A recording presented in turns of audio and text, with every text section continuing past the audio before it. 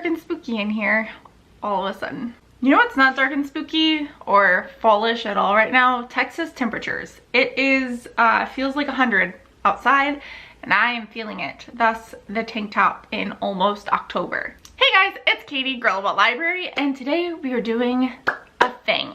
Finally, I get to unhaul some books.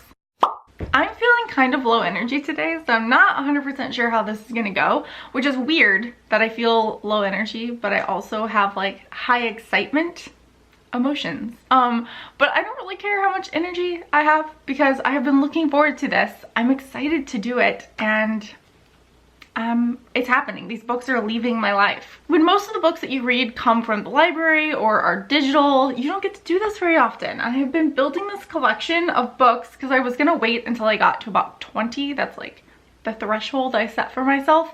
I have been working on getting to that point for almost a year. This video is going to be in 3 parts, which is why we're on the vlog camera. I am going to talk to you about the books that I'm getting rid of and let you know why I'm not keeping them. And then you're coming with me on a little road trip. We are going to go to the land of Unhaul's half-price books. I'm super curious to see what I get for these. Some of the books that I'm unhauling are ARCs, so those won't be coming to half price with me. Of the books that I am taking to half price though, it has been so long since I bought them and also read them that like I don't really feel I don't know, I don't have that many expectations as far as what I'm gonna get. Like $1 and I'll be happy, which is a pretty good feeling to go into half price books with, because if you've ever unhauled at half price, you know disappointment. And then step 3, we spend that $1. I'm gonna stick around half price, maybe go somewhere else, but probably just stick to half price and get a couple of books for myself as a pat on the back for getting rid of all of these. So first up are the books that I can take to half price. They are not ARCs. They are books that I either purchased for myself or were given to me, or some of them I don't even know. I don't know how I got them, but they're not ARCs and they're leaving my life. First up, My Sister, the Serial Killer by Oyinkan Braithwaite, and I give this 3 stars. I did review this. I enjoyed it, but the test for me of whether or not I'm keeping these, how I decided, is that I want to either plan on reading it again, or it's a book that I would like want to hand out to people, like give to someone else so that they can read it. And all of these just didn't meet that for me. Next up are these 2 dudes, and I don't understand why I have these, but I do. I would never have requested these. I would not have thought that I would be on a publisher's list for these, so I don't understand. I did read a romance, like a contemporary romance recently, and I enjoyed it. I'm not against reading these, or like, if I was going to read this type of book, that's what it would be. It would be a contemporary. These are like, this one's a thriller, and then this one is like a supernatural romance, which, if you're familiar with my reading taste, is like pretty much the opposite end of the spectrum. There's a dragon shifter in this book, and I can't think of anything that is less of a buzzword for me. But yeah, these are a mystery and leaving. I didn't mention this at the beginning of the video, but I should have. Basically, a lot of these are coming from the fact that I unintentionally had to like Marie Kondo my shelves when we moved. I moved. Did I mention that? I don't know what I've told you and what I haven't. And it's pretty much impossible to move and not Marie Kondo, because you literally have to take everything that you own, touch it, and put it into a box. And in doing that, I realized there were a lot of books I did not want to keep. And this is one of them. There's also another one that I have not read. Here it is. This guy. Never read either of these. Started them and just didn't really have any intention of finishing them. That is First Person by Richard Flanagan and The Sparse Halt Affair by Alan Hollinghurst. I don't know. They didn't end up appealing to me. I don't even remember why I picked them up, but they're gone.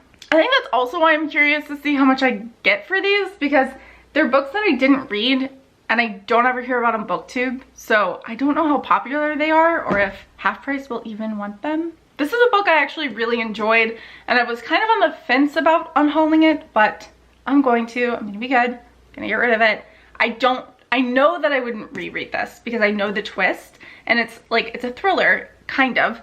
And so I know I wouldn't reread it, and I don't know if I would recommend it to other readers that I know, but I know I wouldn't reread it, so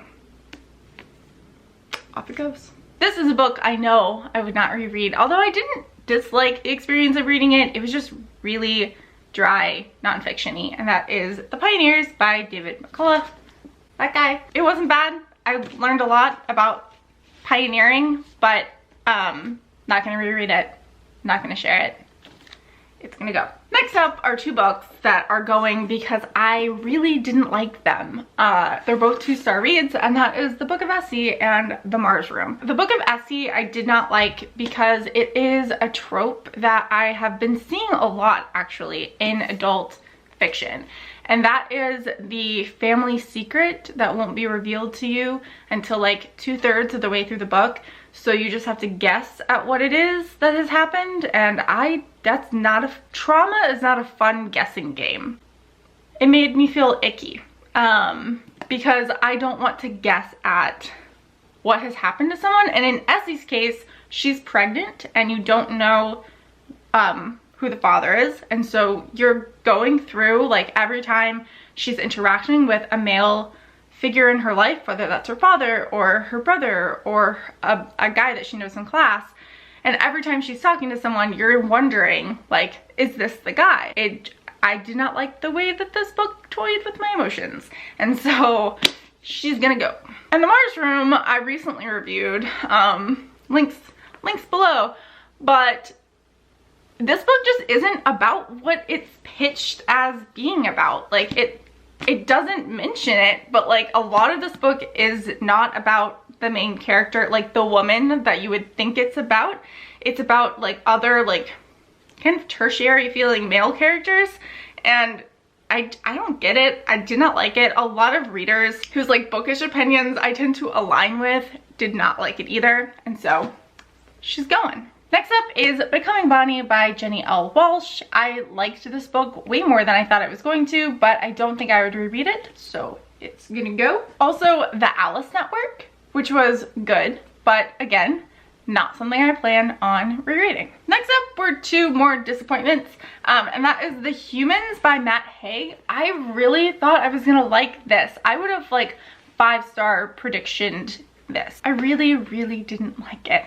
A lot of that I think is because this was Matt Haig's like first book, and you can tell, I don't know, that sounds terrible, but I really didn't like it. There's a whole like ending part, except like 5 pages.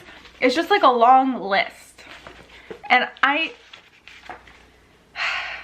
it is a 97-point list that takes up a lot of pages, and this is an author that I would think I would like, but I haven't liked any of the books that I've read of his yet, and that's sad. This I really thought I was going to like, and I actually have an arc of it that I'm gonna unhaul also, because I asked for the arc.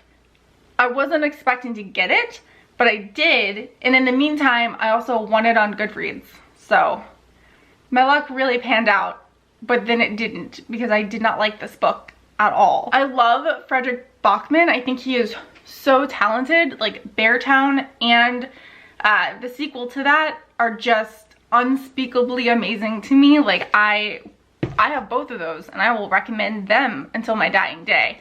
But this book, it's like a nonfiction book just about his like musings about being a parent, but I don't know if it was the sense of humor that he tried to put into it, or just, I don't know, but ooh, it got dark.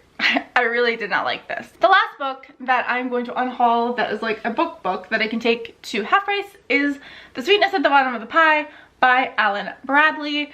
This is part of the Flavia Deluce series, and it's cute. I enjoyed reading this, but it's a thriller, like, well, it's a mystery.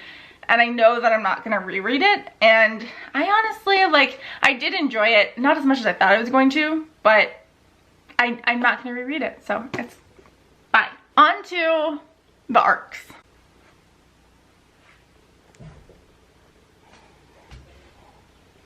Like I said, I have one for the Frederic Backman book that I also got a physical copy of that I didn't enjoy, and so that one's going. Allie and B by Katherine and Hyde. I really enjoyed this. It's such a cute story about an older woman and like a younger girl who find each other when they needed each other the most. It is a Lifetime movie in the making, but the writing is really good. Katherine and Hyde also wrote Pay It Forward, if you have read that or seen the movie. She's just a really talented author, and I really enjoyed this, but I don't think I would read it again. And if I did, I'd probably want like an actual copy. So this is gonna go. I also have A Place for Us, which someone else sent to me. Katie, I will link her Instagram down below. She is delightful. I was on the waiting list for this book at the library for so long, and she took pity on me and sent me her like ARC copy. I enjoyed this. I would definitely recommend this to other people, but this copy is so beat up and sad, and I didn't do it. It was sent to me like this, which I don't care as I'm reading it, but it isn't something I'm going to keep, and she doesn't want it either, so it's gonna go. Oh, I don't know if I mentioned, ARCs are so weird as far as what you're supposed to do with them after you read them, because justifiably, half-price books will not take them, and you shouldn't sell them to half-price books even if you could. Like, that's not okay. On the other hand though, I'm not about to like throw books in the trash, you know? No. So my plan is to take them to a little free library, so you'll be seeing a future video where I do that. I love little free libraries. I think they're such an amazing resource, and we have so many of them here in Austin, and I love going to them. I did a video about a year ago where I went to a bunch of little free libraries, and I really enjoyed that. So I'm gonna take these and do another video like that. I'll link it down below if you haven't seen it, but it was really fun. I gave myself like 2 or 3 hours to just go to as many as I could, and I think that's a good use of these, right? I don't know. This is about a woman who is a cave diver, and it's a memoir about her and her life as a cave diver. It was really interesting. I mean, I learned a lot about cave diving, but it isn't something I would reread. The Farm by Joanne Ramos was kind of like a love and then hate and then love read for me. I think I gave it 3 stars. I might have given it 4 stars. Probably 3 stars though. The idea of this book is super interesting. The writing of it just didn't like seal the deal for me, but the concept totally got me.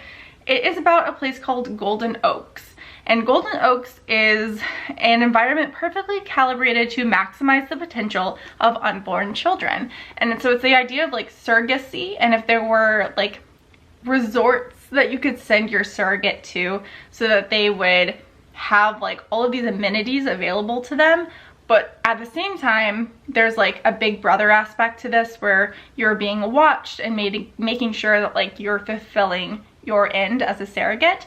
And so it's from the perspective of like a couple different women who are currently pregnant as surrogates. That's a hard word to say 5 times. It's a wide background of people who are surrogates in the book, which I found really interesting, like all the different reasons why someone would do that. And also like the emotional manipulation. Like there were some parts of this book that were great, and if you are like, if any of this is sounding interesting to you, me unhauling this should not be a reason to not read it. I do think it's good. I just don't think I'd read it again. The next story I'm gonna go through super fast because I just want to get to half price. Of The Optimist Telescope. This is a nonfiction book. It's very interesting, but it was also very like drawn out. It was a long read. Like this thing was 300 pages, but it felt like more. I really liked her perspective. I like what she had to say. It's about the idea of like, how can we motivate people to think long-term in a culture that doesn't really encourage that? And so it's really interesting, but not one I'd reread, and also wouldn't recommend just because it did get a little like boring and dry. So I'm also getting rid of The Trial of Lizzie Borden by Kara Robertson. I recently posted a 60-second book review for this one.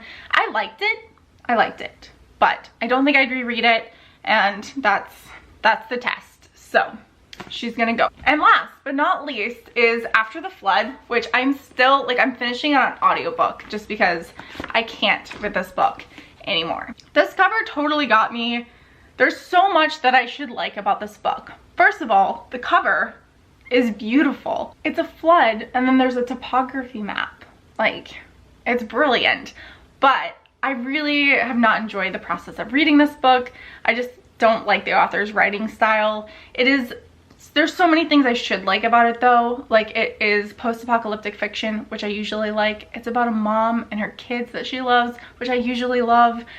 But it's reading more like a science fiction type novel, and it's really, really plot heavy and just not my thing.